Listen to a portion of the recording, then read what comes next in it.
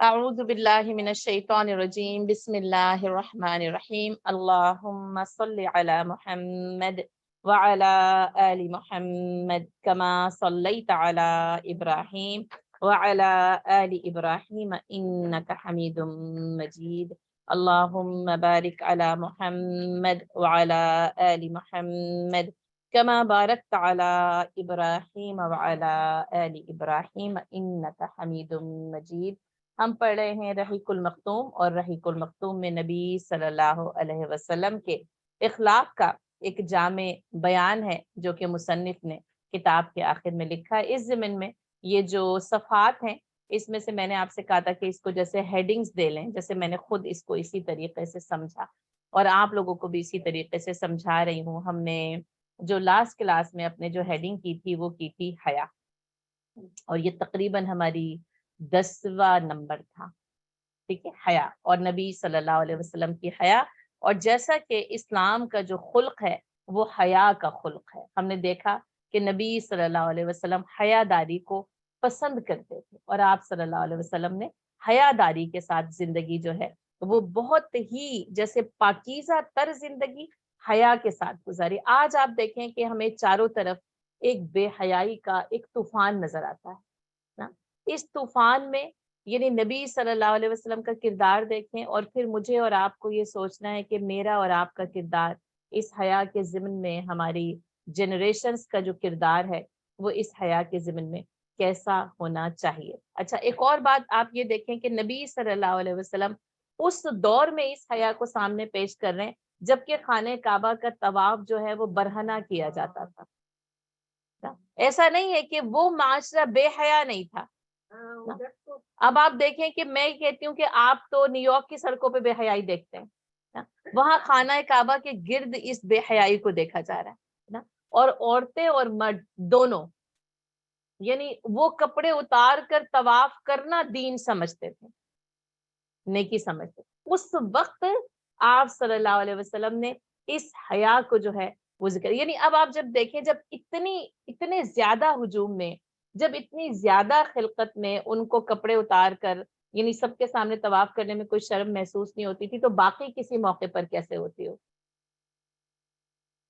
تو یہ بات یہ ہے کہ یعنی کپڑوں کا استعمال اور حیا کے ساتھ جو ہے وہ کپڑوں کا استعمال، اور آپ یہ دیکھیں کہ پھر جب آپ صلی اللہ علیہ وسلم نے اسی لیے جو ہے وہ یعنی 8 ہجری میں مکہ فتح ہوتا ہے، 9 ہجری میں آپ صلی اللہ علیہ وسلم نے حج نہیں فرمایا، اور اس کی ایک وجہ یہی بتائی جاتی ہے کہ کیونکہ ابھی تک یعنی مشرکین کی وہاں سے بے دخلی نہیں تھی، اور جب تک وہ حج کریں گے وہ اپنی اسی پرانی کیفیت کے ساتھ کریں گے۔ تو پھر 9 ہجری میں یہ حکم نازل کیا گیا کہ آج اس سال کے بعد سے کوئی بھی برہنہ خانہ کعبہ کا طواف نہیں کرے۔ ظاہر ہے پھر مشرکین کو وہاں سے نکال دیا گیا، اور اہل اسلام کے لیے پھر جو حکم ہے آپ دیکھیں کہ وہ 2 چادر، لیکن اس میں بھی برہنگی کا جو ہے وہ کوئی تصور نہیں ہے اس کے اندر، اس سے بھی اپنے آپ کو ڈھانپ کر اور حیا کے ساتھ ہی جو ہے وہ چلنا، اور یہ حیا جو ہے وہ زندگی کے ہر معاملے میں مطلوب ہے۔ اسی طرح آپ صلی اللہ علیہ وسلم کے بارے میں کہا جاتا ہے کہ جیسے ہم نے پڑھا کہ آپ صلی اللہ علیہ وسلم پردہ نشین کنواری عورت سے بھی زیادہ حیادار تھے، اور آپ کا کلام بھی حیا کا کلام تھا۔ یعنی آپ دیکھیں ہم نے نگاہوں کے بارے میں پڑھا کہ وہ جھکی رہتی تھی یا نیچی نظروں کے ساتھ آپ صلی اللہ علیہ وسلم جو ہے وہ دیکھا کرتے تھے، اور اسی طرح آپ صلی اللہ علیہ وسلم کی جو گفتگو تھی نا وہ حیا کی گفتگو تھی، اور اس ضمن میں یعنی آپ صلی اللہ علیہ وسلم نے فرمایا کہ اللہ فحش گو پر سب سے زیادہ غضبناک ہوتا ہے۔ اللہ تعالیٰ فحش گو پر سب سے زیادہ غضبناک ہوتا ہے، یعنی اگر گفتگو میں حیا کا خیال نہ رکھا جائے تو اللہ تعالیٰ ایسے شخص کی گفتگو پر سب سے زیادہ غضبناک ہوتا ہے۔ اور آپ دیکھیں یعنی یہ جو ولگیرٹی ہے نا یہ کتنی زیادہ یعنی زبانوں میں آتی جا رہی ہے۔ یعنی میں سوچتی ہوں کہ میں جن چیزوں کو یعنی میرے لیے سننا بھی جیسے مشکل، لوگ ان باتوں کو اپنی زبانوں سے کہہ رہے ہوتے ہیں اور بہت کھلے عام کہہ رہے ہوتے ہیں، یعنی اور یہ جیسے مجھے لگتا ہے اب لوگوں کی ایک یعنی ایک خاصیت بن گئی ہے کہ ہم تو جو ہے نا وہ بہت ہی وہ بلنٹ بولتے ہیں، اور ہم اس طریقے کی باتیں آپ دیکھیں یہ جو میڈیا ہے اس میں آپ دیکھیں کامیڈی آج کل صرف اور صرف جو ہے نا فحش گفتگو کا ایک یعنی وہ پلیٹ فارم بن کر رہ گئی ہے، اور کوئی پروگرام نہیں دیکھ، جتنی زیادہ وہ فحش گفتگو کرتے ہیں لوگوں کی طرف سے ان کی داد و تحسین اتنی زیادہ ہوتی چلی جاتی ہے، لیکن ہمارا اسلام ہمیں یہ پیغام نہیں دیتا میری پیاری بہنوں، یاد رکھیں ہے نا، زبان پر جو زبان کی حفاظت ہے نا وہ صرف جھوٹ بولنے کے لیے نہیں ہے کہ ہم جھوٹ نہ بولیں، وہ اس لیے بھی ہے کہ حیا کا دامن اس گفتگو سے چھوٹنے نہ پائے، اس یعنی زبان کے اندر بھی نا حیا، آپ دیکھیں قرآن نے بھی حیا کے ساتھ بات کی، آپ صلی اللہ علیہ وسلم نے جتنی باتیں شریعت کے جتنے احکام بتائے نا حیا کے ساتھ بتائے ہیں آپ صلی اللہ علیہ وسلم، شریعت کو کھول کر واضح طور پر بیان کیا گیا، لیکن یہ کہ وہ ایک حیا کے پردے کے اندر، جیسے استعارے میں، جیسے اشارات کے اندر کچھ باتیں جو کہ لازمی یا ناگزیر ہیں لیکن وہ اشاروں کے ساتھ جو ہے وہ حیا کے پردے میں جو ہے وہ بتائی جائیں گی۔ اچھا اس دور میں جیسے ایک تو وہی بتایا خانے کعبہ کا طواف برہنہ کرتے تھے، اسی طرح وہاں پہ آپ کو پتہ ہے گھروں میں باتھ رومز نہیں ہوتے تھے، تو وہ باہر حمام ہوتے تھے جن کے اندر جا کر لوگ جو ہے وہ نہایا کرتے تھے، یعنی ظاہر مرد بھی نہایا کرتے تھے اور عورتیں بھی نہایا کرتی تھی، اور وہ رومز کی طرح نہیں ہوتے تھے بلکہ ایک جیسے بڑا روم ہے جس کے اندر کئی لوگ مل کر جو ہے وہ، کیونکہ ظاہر ہے وہاں پر اتنی زیادہ وسعت نہیں تھی یا اتنا زیادہ وہ سسٹم نہیں تھا، اس میں بھی آپ صلی اللہ علیہ وسلم نے نا جیسے حمام میں نہانے سے منع فرمایا، اور فرمایا کہ اگر وہاں جایا جائے تو جیسے ایک چادر کے ساتھ جایا جائے جس کے ساتھ جو ہے وہ اپنے آپ کو لپیٹ لیا جائے، یعنی یہ کہ وہ کھلے اور واضح طور پر نہ، اس طرح ایسا اکثر ہوتا ہے نا جیسے خواتین کی محفلیں ہوں تو وہ کہتے ہیں اب اس میں کوئی حرج نہیں ہے، یا کپڑوں کا تبدیل کر لینا یا اس طرح سے کسی چیز کا، یہ چیز اسلام میں بالکل ناپسندیدہ ہے، یاد رکھیے، کیونکہ یہ بے حیائی اور فحاشی کے جو ہے راستے کو، اگر جگہ نہیں ہے کوئی مسئلہ ہے تو پھر جیسے یہ جو میں سوچ رہی تھی آپ صلی اللہ علیہ وسلم نے فرمایا نا کہ چادر، تو پھر ایک چادر کے ساتھ ایک پردہ کر لیا جائے، اب دیکھیے مردوں کو نہلانے میں بھی اس پردے کا اہتمام اور اس کا التزام کیا گیا کہ اس کی بے پردگی نہیں ہوگی، وہ خود اپنے آپ کو چھپانے پر قادر نہیں ہے، تو جو لوگ اس کا غسل دے رہے ہیں وہ اس بات کے جو ہے وہ ذمہ دار بنائے گئے ہیں، مکلف بنائے گئے ہیں کہ اس کا پردہ نہیں ہٹنا چاہیے، اس کا پردہ رہے گا، ہے نا، کوئی ایسے نہیں کہ بس وہ کھلا ہی ہے، اور آپ دیکھیں اسی لیے کہا جاتا ہے یہ جو ہمارے جو فیونرل ہاؤسز ہومز بنائے گئے کہ یہاں پر جو نان مسلمس کا ہوتا تھا وہاں پر بے پردگی ہوتی تھی، وہ ایسے ہی جیسے خیر وہاں پہ بھی التزام ہوتا ہے لیکن اس انداز کا نہیں جو کہ ایک مسلمان کو جو ہدایات دی گئی، کیونکہ عام طور پر دیکھیں وہ برہنگی اور عریانیت ہے اور اس کا دور دورہ ہے، لیکن چاہے آپ یعنی وہ دور جب کہ خانہ کعبہ میں برہنہ طواف کیا جاتا تھا، یا آج ہمارے سامنے یہ دور جس میں بے حیائی اور فحاشی کا سیلاب ہے، مجھے اور آپ کو نا اپنی حدود کو متعین کر کے جو ہے نا وہ حیا کے ساتھ جو ہے وہ یعنی جینا، اسی طرح رفع حاجت کے لیے آپ دیکھیں کہ وہاں پر جو ہے وہ اسی طریقے سے ریسٹ روم نہیں ہوتے، کھلے علاقوں میں جایا جاتا، اس میں بھی آپ صلی اللہ علیہ وسلم جو ہے وہ درختوں کی آڑ کیا کرتے تھے، اور اسی طرح جب آپ زمین کے بالکل قریب ہو جاتے ہیں نا تو پھر جب آپ جو ہے وہ اپنے جسم کے اوپر سے کپڑا اٹھایا کرتے ہیں، ایسے نہیں کہ اب اگر وہ انتظام ہے تو پھر انسان جو ہے وہ کھلے طور پر جو ہے وہ واضح طور پر، اسلام نے ایک جیسے وہی پرائیویسی ہے، یہ جو پرائیویسی ایکٹ ہے اسلام کا بہت خوبصورت ہے، اس کے ساتھ ساتھ خود اپنی حیا کے ساتھ نا اپنے آپ کو شرم و حیا کے پردے میں لپیٹ کے رکھیں، یعنی لباس اور چادریں اور کپڑے وہ بعد میں آتے ہیں، پہلے وہی ہے وہ لباس التقوی ذالک خیر، کہ جو تقوی کا لباس ہے نا وہ سب سے زیادہ جو ہے وہ بہتر ہے، اور اس کے بعد ہم پڑھیں گے کہ نبی صلی اللہ علیہ وسلم کی صداقت، راست گفتاری بھی اس کو آپ یعنی دے سکتے ہیں، جی بالکل 11، ٹھیک ہے، آپ صلی اللہ علیہ وسلم سب سے زیادہ عادل، پاک دامن، صادق اللہجہ اور عظیم الامانت ہے، اس کا اعتراف آپ صلی اللہ علیہ وسلم کے دوست دشمن سب کو ہے، اور ہم سب کو یہ بات پتہ ہے، معروف ہے کہ نبوت سے پہلے آپ صلی اللہ علیہ وسلم کو امین کہا جاتا تھا،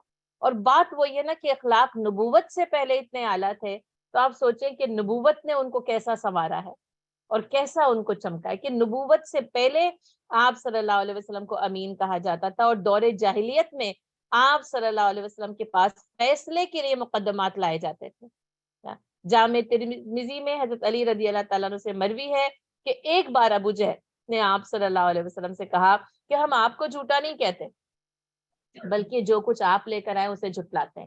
اس پر اللہ تعالیٰ نے یہ آیت نازل کی، فَإِنَّهُمْ لَا يُكَذِّبُونَكَ وَلَكِنَّ الظَّالِمِينَ بِآيَاتِ اللَّهِ يَجْحَدُونَ۔ یہ لوگ آپ صلی اللہ علیہ وسلم کو نہیں جھٹلاتے بلکہ یہ ظالم اللہ کی آیتوں کا انکار کرتے ہیں۔ یعنی یہ کہ آپ کو جھوٹا نہیں کہتے کہ آپ جھوٹے ہیں، بلکہ یہ کہ جو کچھ آپ لے کر آئے ہیں اس کو جھٹلاتے۔ اور آپ دیکھ لیں کہ ہماری زندگیوں میں جھوٹ کتنا ہے۔ یہ جو راست گفتاری ہے، جو صداقت ہے، اس سے کیا سیکھنا ہے؟ اس سے سچ سیکھنا ہے، ہر حال میں سچ بولنا۔ اور آپ صلی اللہ علیہ وسلم نے فرمایا کہ سچا جو ہے وہ یعنی اللہ تعالیٰ کو پسند ہے، اور وہ یعنی آپ صلی اللہ علیہ وسلم نے فرمایا صدق بر کا ساتھی ہے، اور بر کی جو جزا ہے یا بر کی جو منزل ہے وہ جنت، یعنی جو نیکی ہے اس کی جزا کیا ہے، اس کی منزل کیا ہے؟ جنت ہے نا۔ اور آپ صلی اللہ علیہ وسلم پھر کہا کہ جو جھوٹ ہے وہ یعنی جو ہے وہ فجور کا ساتھی، یعنی بر کی جو اپوزٹ ہے گناہوں کا ساتھی ہے، اور فجور کی جو جزا ہے یا منزل ہے وہ کیا ہے؟ جہنم۔ اور ایک اور حدیث کا مفہوم یوں ہے کہ جب کوئی آدمی جھوٹ بولتا ہے تو فرشتے اس جھوٹ کی بدبو کی وجہ سے اس سے کئی میل دور چلے جاتے ہیں۔ اب دیکھیں آپ کو کہیں سے کوئی اسمیل آئے تو آپ کیا کرتے ہیں؟ اب فوراً دور ہوں گے، اپنے آپ کو محفوظ، ناک پہ کپڑا ڈالیں گے کہ یہ بدبو ہمیں نہ، اس سے دور چلے جائیں گے۔ اسی طرح جو فرشتے ہیں نا، اچھا ہم تو جھوٹ کی بدبو محسوس نہیں کرتے، تو فرشتے جو کہ ظاہر بے انتہا حساس ہیں، سینسیٹیو ہیں، وہ جھوٹ کی بدبو کی وجہ سے کئی میل دور چلے جاتے ہیں۔ اور آپ دیکھیں آج ملت کا، آج امت کا شعار جو ہے وہ جھوٹ بن چکا ہے، اور جھوٹ بول کر جیسے انسان اپنے آپ کو یعنی لوگوں کی نگاہوں میں یا تو محفوظ کر لیتا ہے یا بچا لیتا ہے، کیونکہ ظاہر مختلف وجوہات کی وجہ سے جھوٹ بولے جاتے ہیں، اور لیکن وہ اللہ کی نظر میں دور ہو جاتا ہے، فرشتے اس سے دور چلے جاتے ہیں، اور وہ نیکی سے دور چلے جاتے ہیں، کیونکہ آپ صلی اللہ علیہ وسلم نے کیا فرمایا؟ صدق بر کا ساتھی ہے۔ تو اگر سچائی نہیں ہے تو وہاں جھوٹ آیا، تو وہ جھوٹ جو ہے وہ فجور کا ساتھی ہے، اور فجور کی جزا جو ہے وہ جہنم۔ تو جو صدق ہے نا وہ کیا لے کے کرتا ہے؟ جنت میں لے کے جاتے ہیں۔ اور آپ صلی اللہ علیہ وسلم نے فرمایا الصدق ینجی، سچ جو ہے وہ نجات دیتا ہے۔ الصدق ینجی، صدق بچا لیتا ہے، صدق جو ہے، سچائی جو ہے وہ نجات دیتی ہے۔ اور یہ جو آیت ہے نا، یہ سورۃ الانعام کی آیت نمبر 33 ہے، سورۃ الانعام آیت نمبر 33۔ اچھا اس میں آپ کو پتہ ہے پوری رحیق المختوم میں انہوں نے نمبر دیا ہے سورہ کا اور آیت دی ہے، تو جیسے سورہ نمبر سے بھی ہے نا، ایک فاتحہ، دو سورۃ البقرہ، تو مجھے تو ویسے بہت اچھا لگتا ہے 114 صورتیں ترتیب کے ساتھ یاد کر لیں اور لکھ لیں، یا کوشش کریں، میں وہی آپ کو بتایا، ایکسرسائز کریں آپ، ایسے ہی رات میں بیٹھے، کوئی آپ دیکھیں گے نہیں، کوئی فون، کچھ نہیں، صرف پینسل نے لکھنا شروع کریں سورہ فاتحہ، سورہ بقرہ، سورہ آل، اور دیکھیں آپ کہاں تک پہنچتا ہے۔ بیچ میں سے کچھ چھوٹ جائے کوئی بات نہیں، ان کو چھوڑ دیں، ان کو نمبر چھوڑ دیں، پھر آگے والی یاد آ رہی ہے تو آگے والی لکھ لیں، آگے والی یاد آ رہی ہے تو آگے والی لکھ لیں، ٹھیک ہے۔ یہ 114 ہے، ہمیں پتہ ہے نام بھی الحمدللہ ہم سب کو پتہ ہے، پتہ ہے صرف مسئلہ کیا ہوتا ہے؟ وہ ترتیب کے ساتھ 1 to 114 لکھ بس صرف، لیکن آپ ایک بار کریں گے، 2 بار کریں گے، 3 بار تو کم از کم کریں نا، اور اس کے بعد آپ دیکھیں تو یہ نا سمجھ آنے لگے گا، بس بتانے کا مقصد یہ کہ سمجھ آنے لگے گا۔ ویسے اگر آپ لکھیں سورہ نمبر 6 اور آیا نمبر 33 تو یہ بھی ٹھیک ہے، یعنی آپ کو چاہے ٹیسٹ میں لکھنا ہو یا آپ کو کسی تحقیقی مقالے میں بھی لکھنا ہو، یہ تحقیقی مقالہ ہے، اس میں انہوں نے سورہ کا نام نہیں لکھا، صرف اور صرف سورہ کا نمبر لکھا، ٹھیک ہے۔ تو سورہ کا نمبر لکھنا یا سورہ کا نام لکھنا بات ایک ہی ہے، لیکن پھر وہی کہ آیت جو ہے وہ ظاہر ہے کہ درست ہونی چاہیے، پتہ ہونی چاہیے کہ وہ یہ جو ہے وہ آیت ہے۔ اور بات یہی ہے کہ یعنی آپ صلی اللہ علیہ وسلم نے جو ہے وہ کبھی بھی جھوٹ نہیں بولا، اچھا نبوت سے پہلے بھی نہیں بولا اور نبوت کے بعد بھی نہیں، اس لیے آپ صلی اللہ علیہ وسلم کو صادق نبوت یعنی امین اور صادق، اور کیا ہے کہ یعنی صادق و مصدوق آپ کو کہا جاتا ہے نا، کہ یعنی جن کی سچائی پر نا مکمل اطمینان، اور مسلم اور غیر مسلم سب کو آپ دیکھیں، یعنی اس میں لکھا ہے کہ ان کو مجنون کہا گیا، ساحر کہا گیا، شاعر کہا گیا، کاذب نہیں کہا گیا، ہے نا. بس وہ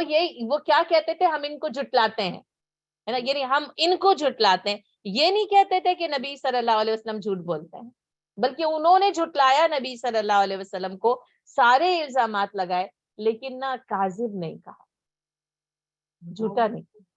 ہاں ان کو جھٹلایا، لیکن ظاہر ہے کہ یہ نہیں کہا کہ انہوں نے جھوٹ بولا، یعنی جو حق کا پیغام دیا اس حق کے پیغام کو جھٹلا دیا انہوں نے، لیکن یہ نہیں کہا کہ نبی صلی اللہ علیہ وسلم نے کبھی جھوٹ بولا. تو مجھے اور آپ کو نا اپنی زبانوں کی جو پاکیزگی ہے نا، وہ سچ کے ساتھ جو ہے وہ جاری رکھے، اور جھوٹ کسی. اور اسی طرح آپ صلی اللہ علیہ وسلم نے فرمایا کہ تم میں سے کوئی شخص اس وقت تک مومن نہیں ہو سکتا جب تک کہ مذاق میں بھی جھوٹ بولنا نہ چھوڑے.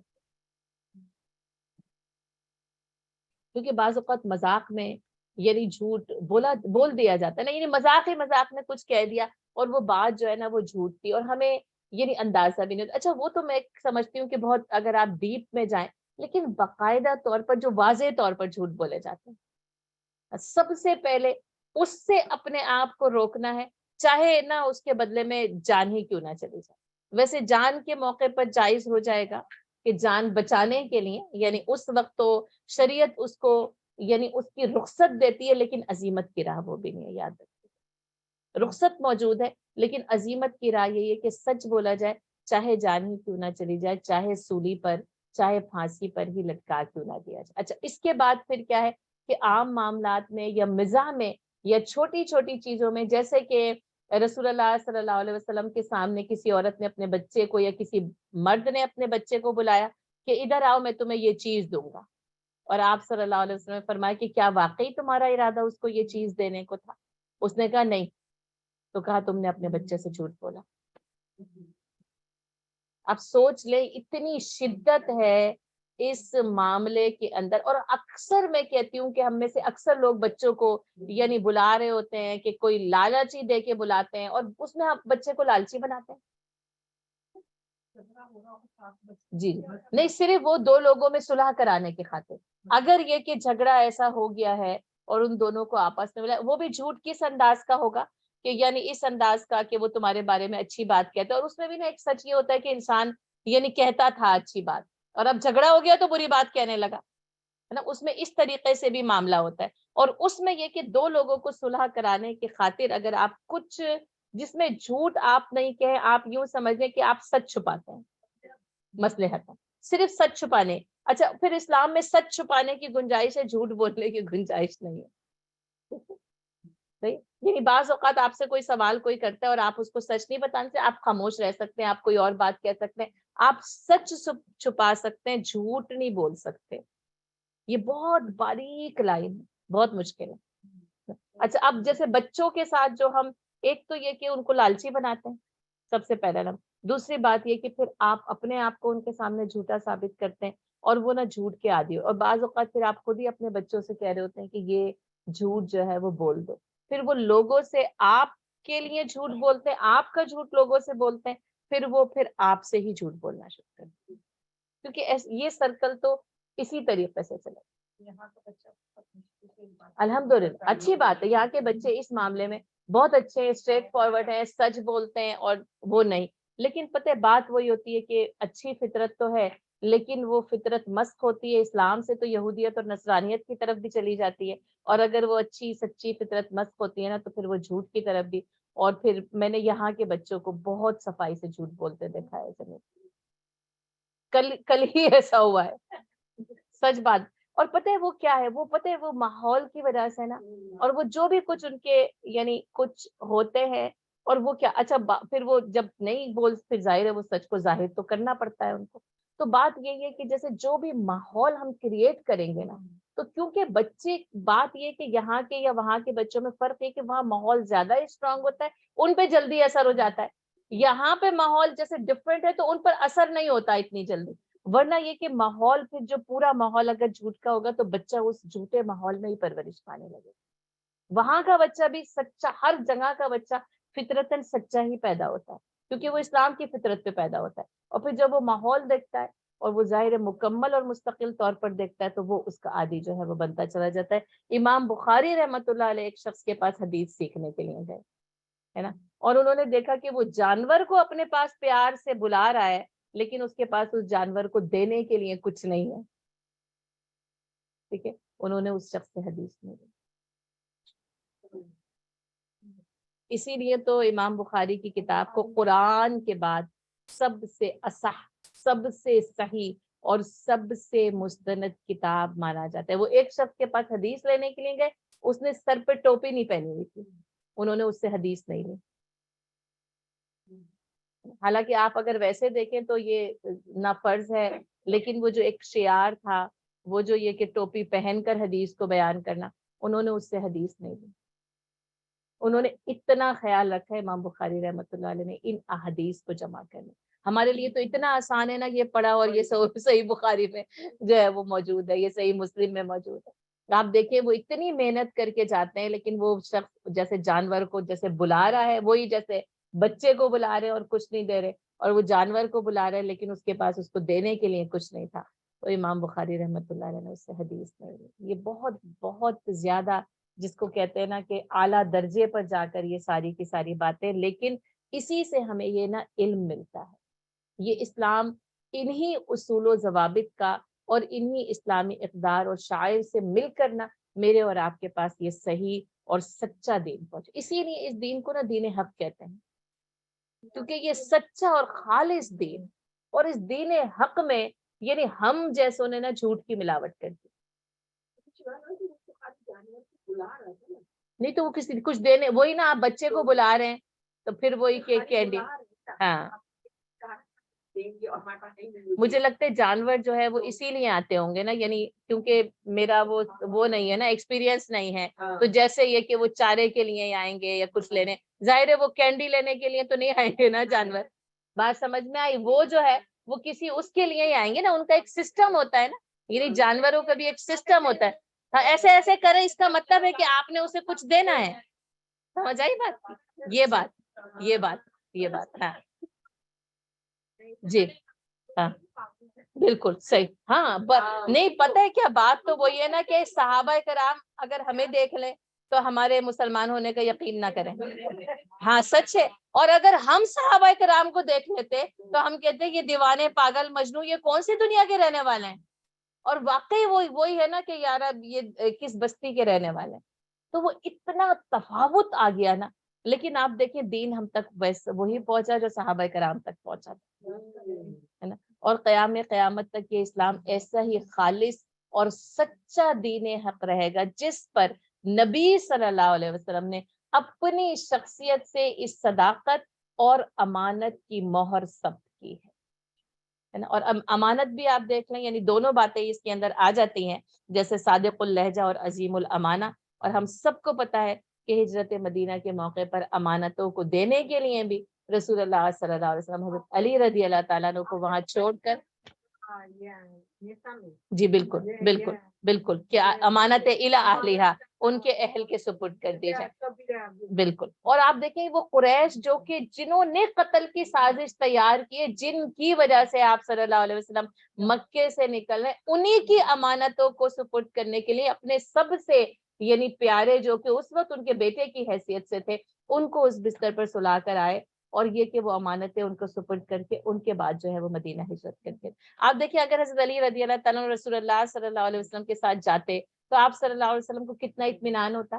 ان کی حفاظت, ظاہر ہے اللہ خاص طور پر پیغمبر کی حفاظت کریں گے, اور یہ اللہ کے رسول کو یہ بات معلوم ہے, لیکن آپ دیکھیں امانتیں ادا ہوتی ہیں, اور حضرت علی پیدل مکے سے مدینہ ہجرت کر کے گئے جبکہ پاؤں میں جوتے بھی نہیں تھے. اس حال میں مکے سے مدینہ پیدل جانا, آپ اتنی لگژریز میں سفر کرتے نا, پھر بھی آپ تھکے ہوئے ہوتے ہیں, ابھی میں اثر پڑھنے مسجد نبی جاؤں یا نہ جاؤں. آپ اس وقت بھی نا یہ سوچ رہے ہوتے کوئی بات نہیں, اثر تو نکل گئی مغرب میں, نہیں تو میں عشاء میں ہی نماز پڑھنے چلی جاؤں. اتنی لگژریز کے باوجود نا ہمارا یہ حال ہے. اور آپ دیکھیں کہ وہ مکے سے مدینہ پیدل ہجرت کرتے ہیں. جب وہ آئے ہیں تو پاؤں جو ہے وہ یعنی کیا حالت ہو سکتی, اس ماربل پہ یہاں سے وہاں تک جائیں نا آپ پاؤں پہ, ہماری تو وہ حال ہے, ہم تو اتنے فرجائل ہو چکے ہیں نا, یہ باہر کی گرم زمین پر تو پاؤں رکھنا بہت دور کی بات ہے. تو اسلام نا ایسے ہی نہیں آیا میری پیاری میں, اور سچائی بھی نا ایسے ہی نہیں ملتی. اس کے لیے یعنی آپ اپنے آپ کو مکمل طور پر تیار کریں گے کہ ہم سچے ہوں اور ہم امانتوں کو ادا کرنے والے ہیں. اب دیکھیں ہرقل نے ابو سفیان سے دریافت کیا کہ اس نبی نے جو بات کہی صلی اللہ علیہ وسلم، اس کے کہنے سے پہلے تم لوگ ان پر جھوٹ کا الزام لگاتے تھے؟ تو ابو سفیان نے کیا جواب دیا کہ نہیں. اور آپ دیکھیں وہ بھی کافر ہے اور سچ بول رہا ہے. اور ابو سفیان نے کہا کہ اگر مجھے ہرقل اور اس کے دربار کا خیال نہ ہوتا تو آج میں جھوٹ بول دیتا. یعنی اس وقت بولنا چاہا انہوں نے، لیکن وہ جو دربار کی ایک ہیبت ہوتی ہے نا، ایک وہ کہ بھئی بادشاہ ہے اس کے سامنے، اب دوسرے بھی ہیں دوسروں سے بھی پوچھ لے گا، تو انہوں نے کہا تھا کہ نہیں. ہم نے کہا کہ نہیں. اس دعوے سے پہلے انہوں نے کبھی بھی جھوٹ نہیں بولا. تو پھر اس نے کہا تھا کہ اگر اس نے لوگوں پہ جھوٹ نہیں بولا تو وہ اللہ پر جھوٹ کیسے بول سکتا. اب یہ اس بات کی شہادت ہو گئی کہ جو شخص لوگوں سے جھوٹ نہیں بولتا پھر وہ اللہ کے بارے میں جھوٹ کیسا بول سکتا. تو یہ سچائی جو ہے پھر وہ ینجی نجات دیتی ہے، اس کی منزل جو ہے وہ جنت ہے. اللہ تعالیٰ کو جو سچا کردار ہے نا پسند ہے. اور آپ دیکھیں قرآن نے کیا کہا ہے، کونوا مع الصادقین. اور ابو بکر رضی اللہ تعالیٰ عنہ صدیق کے خطاب سے نوازے جاتے ہیں. حضرت عائشہ رضی اللہ تعالیٰ عنہ صدیقہ کے خطاب سے نوازی جاتی ہیں. اللہ نے حضرت عیسیٰ اور مریم علیہ السلام کے لیے کہا کہ وہ اور وہ امہ صدیقہ، اور اس کی ماں جو ہے وہ سچی تھی. اب دیکھیں جسے اللہ تعالیٰ یعنی ایسے خطابات سے نواز رہا ہے، ایک تو یہ کہ تم ہو جاؤ، اور پھر حضرت مریم کو کہا جا رہا ہے وہ امہ صدیقہ، اور وہ سچی تھی. تو جس کو جیسے اللہ کی ایک بہترین جو ہے نا وہ صفات ہیں کہ انسان جو ہے وہ سچ بولنے والا ہونا چاہیے. اور صدیق اکبر جو ہے وہ حضرت ابوبکر، اور ان کے نام کے آگے نا حضرت ابوبکر صدیق رضی اللہ تعالیٰ جو ہے وہ لکھا ہوا. ہم ہر جگہ آپ دیکھیں، آپ کہتے ہیں ابوبکر، آپ کہتے ہیں صدیق رضی اللہ تعالیٰ، یعنی سب سے زیادہ سچے جنہوں نے اسلام کی سچائی کا بھی اعتراف کیا. اور ہمیشہ جو ہے وہ صدیق کہتے ہیں یعنی ہمیشہ سچ پر رہنے والا، جس کی زبان بھی سچی ہوتی ہے، جس کا کردار بھی سچا ہوتا ہے نا. صادق بس سچ بولنے والے کو کہتے ہیں.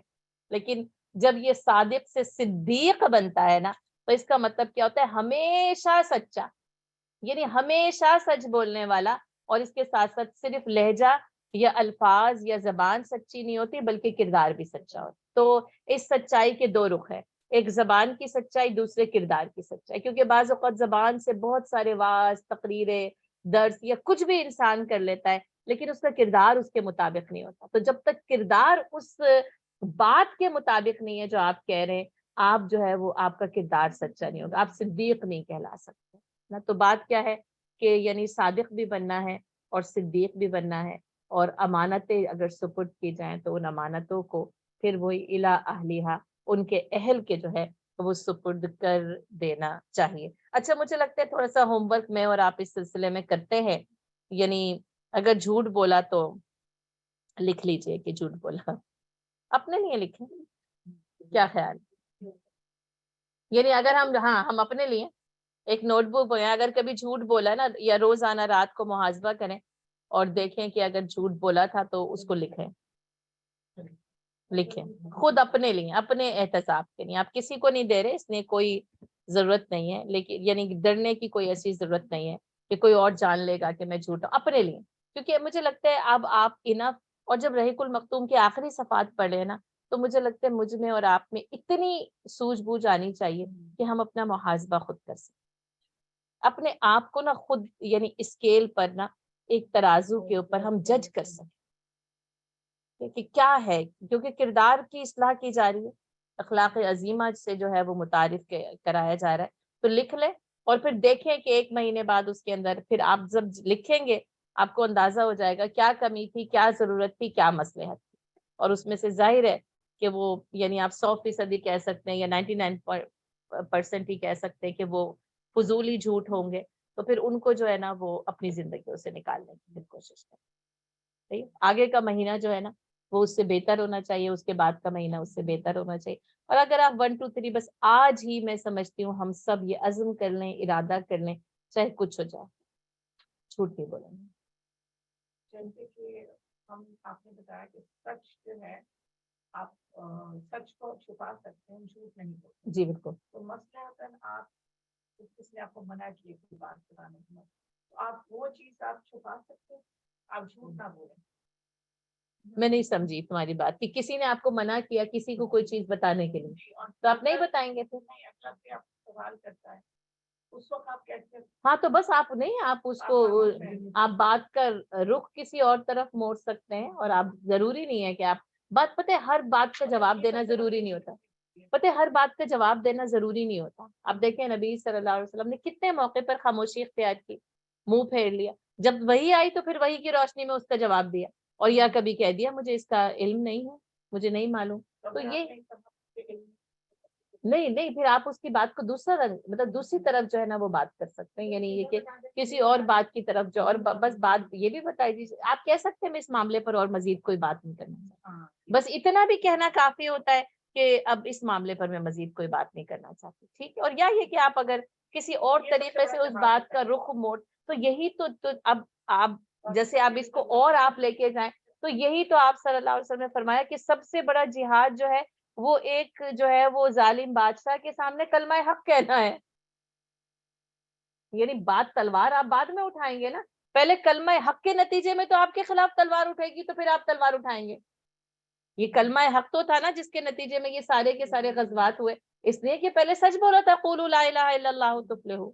اس کے نتیجے میں تو پھر جنگیں ہوتی ہیں. تو بات کیا ہے کہ وہ کلمہ حق کہنا. لیکن آپ یہ کہہ سکتے ہیں کہ میں اس معاملے پر کوئی اور بات نہیں کرنا چاہتی، یا آپ کسی اور طریقے سے اس بات کا رخ جو ہے وہ موڑ سکتے ہیں. اور میرے خیال میں یہ زیادہ اچھا ہوتا ہے، یا کسی اور طرف جو ہے وہ بات کے رخ کو موڑ دیا جائے. اور مجھے لگتا ہے ہمیں اتنی سمجھ ہونی چاہیے کہ اگر کوئی شخص اس پر بات نہیں کرنا چاہتا تو پھر ہمیں اور مزید، ہمیں تو کم از کم اتنی سمجھ ہونی چاہیے کہ بس اس کے بعد اس پر مزید بات کرنے کی جو ہے وہ ضرورت ہی نہیں. اور اس میں ہمارے لیے کیا آتا ہے، ولا تجسسوا، تجسس نہ کیا جائے. بس بلا وجہ جو ہے نا وہ کوئی تجسس نہیں کیا. لیکن ہمارا کیا ہوتا ہے کہ ہم اسی بات کو بار بار، اسی واقعے کو یا اس کے متعلق تفصیلات کو جاننے کے لیے، اور اگر کسی شخص کے ساتھ خود یہ معاملہ ہوا ہے تو اس کو کتنی تکلیف ہو، اور آپ اس سے پھر پوچھتے ہیں پھر پوچھتے ہیں پھر پوچھتے ہیں.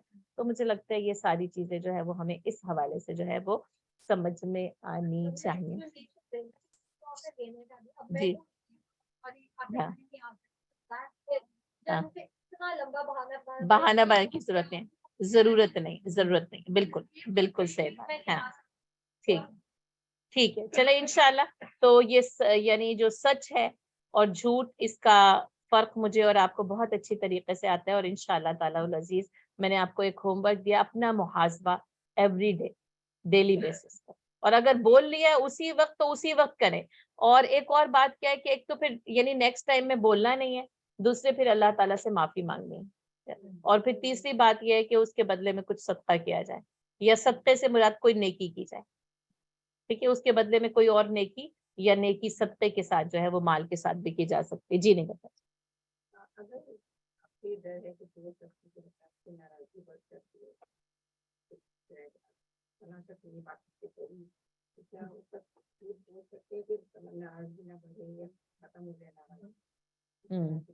لیکن آپ، مجھے یہ لگتا ہے نگہت بھائی جی، اس میں یہ بھی ہو سکتا ہے کہ آپ اس وقت، یعنی اس نے جو کوئی اور اچھی بات آپ سے کہی ہو نا، آپ اس وقت وہ بات بیان کریں. اور کبھی بھی کہی ہو، یعنی اس نے کبھی کوئی اچھی بات تو آپ سے کی ہے نا، تو جب وہ شخص یہ پوچھ رہا ہے نا کہ کیا اس شخص نے تم سے یہ بات کہی، تو آپ کہیے گا اس نے مجھ سے یہ کہا تھا. ٹھیک ہے. اب آپ کہیں گے اس نے مجھ سے یہ بھی کہا تھا، یعنی آپ اس کی اچھی باتوں کو بیان کرتے چلے جائیں کہ اس نے مجھ سے یہ بھی کہا تھا. یعنی اس کی بات کا آپ جواب نہیں دے رہے، کیونکہ جو وہ پوچھ رہے ہیں وہ اس شخص نے آپ سے کہا تھا. ٹھیک ہے نا. تو آپ اس کا جواب تو نہیں دے رہے، لیکن آپ دوسری وہ باتیں اس کو بتا رہے ہیں جو اس شخص نے آپ سے کہی تھی.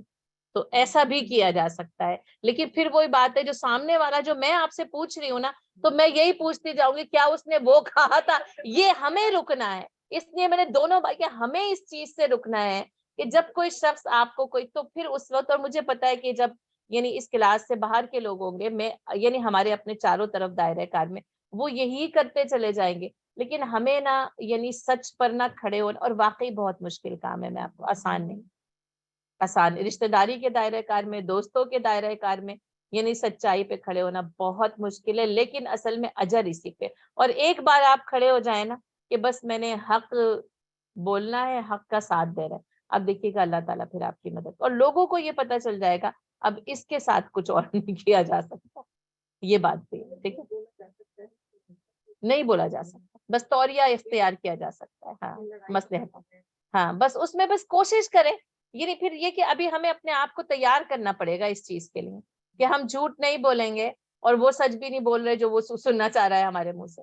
اس میں آپ کو تھوڑی سی پریکٹس کی ضرورت ہوگی، تھوڑی سی کوشش کرنی پڑے گی. جھوٹ سے بچنے کی ہر ممکن کوشش کرنی ہے اس کو پڑھنے کے بعد. اصل میں بات یہ ہے نا کہ آپ جھوٹ سے بچیں گے اور آپ سچ بولیں، دوسرے معاملوں میں سچ بولیں، بات کرو. اور پھر وہی بات ہے، جب پتہ چلتا جائے گا نا لوگوں کو، آپ یقین کریں لوگ آپ سے پھر وہ باتیں جو ہے نا وہ کرنا ہی چھوڑ دیں گے. اور وقت بھی نہیں ہوتا سچ بتاؤ، پھر یہی جو ہے نا وہ ہوتا چلا. تو یہ بہت ضروری ہے ہم سب کے لیے نا، اس کی پریکٹس بہت ضروری ہے، کیونکہ وہ فوراً جھوٹ نکل جاتا ہے منہ سے، کیونکہ وہ عادت سی بن گئی ہوتی ہے، یا ہم سوچتے ہیں کہ بس اب اس سچویشن سے بچنے کے لیے نا بس جھوٹ ہی بول دیا جائے. تو میں یہ کہنا چاہ رہی ہوں کہ حتی الامکان اس سے بچنے کی نا ہم سب نے اپنے اپنے طور پر کوشش کرنی ہے. میں اور آپ دونوں اسی راہ پر کھڑے ہیں، اسی دائرہ کار میں کھڑے ہیں کہ جہاں چاروں طرف جھوٹ کی دنیا ہے، اور اس جھوٹ کی دنیا میں نا سچ کا علم بلند کرنا یا سچ کا استعارہ بننا بہت مشکل ہے.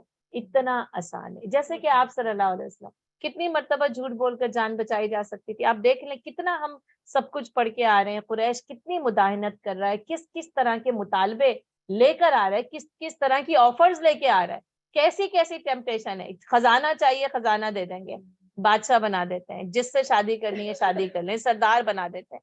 لیکن کیا ہے، اس معاملے میں کوئی سمجھوتا نہیں کیا، مصالحت نہیں کی، مداہنت برداشت نہیں کی. اللہ تعالیٰ ہم سب کو اللہم اجعلنا من الصادقین، آمین یا رب العالمین.